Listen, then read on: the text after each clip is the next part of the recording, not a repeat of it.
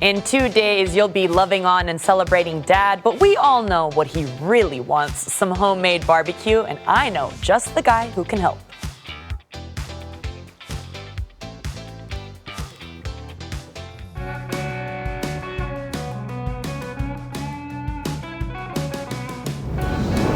Things are looking dynamite right now because the grill sergeant himself, Andrew Rogue, is here with us. You may have seen him on YouTube. He's getting all the dads really excited this Father's Day. Thank you for being with us. Yeah, no problem. Absolutely. Well, you're a dad of 2 boys yourself, so you know that nothing says love more than actually reversing the situation and treating Dad to some good barbecue, right? Absolutely, absolutely, 100%. So you've been grilling because you said during the pandemic you just wanted to teach people, anyone, you don't have to be a grill master, how to make some delicious barbecue. Yeah, so I try to refrain from titles like chef or grill master simply because, I'm an ordinary guy who, just kind of figured, just how to make really good barbecue in the backyard. And so my YouTube demographic is just people that are just getting into, backyard barbecue. They have a family now, less going out and more kind of staying at home. And so barbecue is kind of like the next step in the journey. Well, definitely. I know that you have been very successful in that and teaching, and so you want to teach maybe me or anyone else who wants to cook for Dad this Father's Day.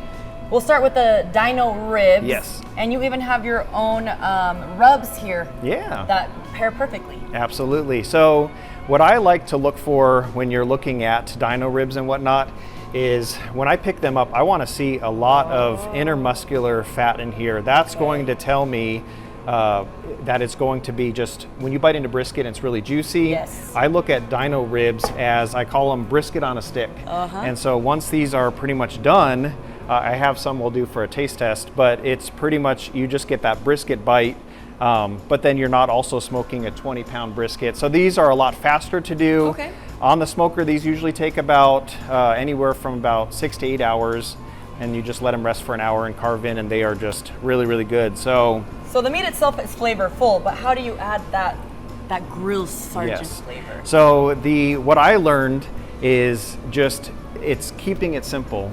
Simple seasonings go a long way. And so I usually, if I'm doing beef, I have a rub called MRE, which is meat rub for everything. And this is basically a Texas all-purpose.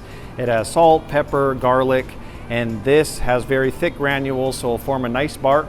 But this just has that perfect, when you bite in, when I bit into my first Texas brisket, I was like, my mind was blown. I was like, I want to recreate that anytime I bite into barbecue. This is the top of the beef rib, and so I like doing a nice thick coat because, again, this is going to be our bark, and when you bite in, you just want that, that really nice peppery, salty, savory bite. Is this thick enough, or am I doing too much? No, you're doing great. Okay. No, I love it. See, I feel like barbecue, I know people are like, that's not easy. It's easy. Yes, and so when you put a lot of love in it. So a trick I like doing is, once I have it on there, instead of rubbing your meat, you want to just pat it down like this. Okay. And as you pat it down, it kind of then helps it, not fall off. But then before you actually, before I put these on the smoker, I let the salt actually just sit on this maybe for 30 minutes to an hour, and that's going to start actually breaking down that meat.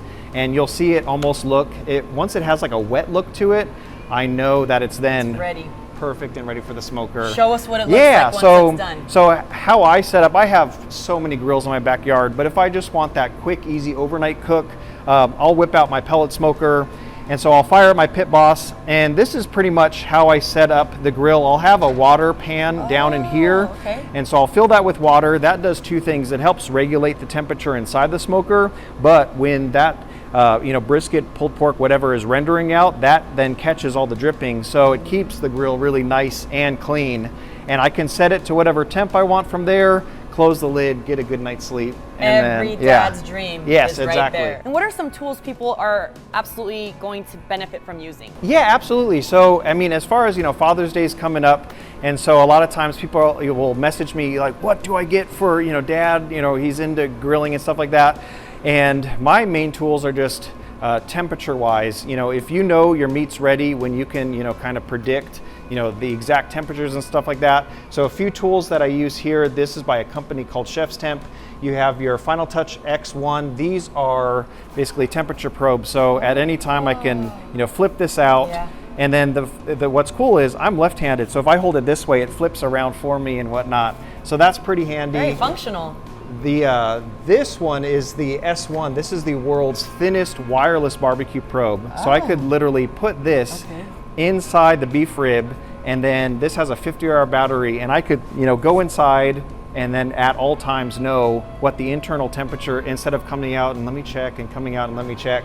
And so these are just some really, fun toys that they're very inexpensive, but it almost takes all the guesswork out, and it's just, Well, Andrew, I feel like I'm ready to impress my dad and my husband. We're going to taste this right now in just a second, but people who want to follow your YouTube page, how can they do so? Yeah, so on YouTube, just Grill Sergeant right there, and then they can, follow along, and I have maybe 400 to 500 different recipes and stuff up there. Wonderful. So, yeah. Thank you so much, and happy early Father's Day to you. Oh, thank you.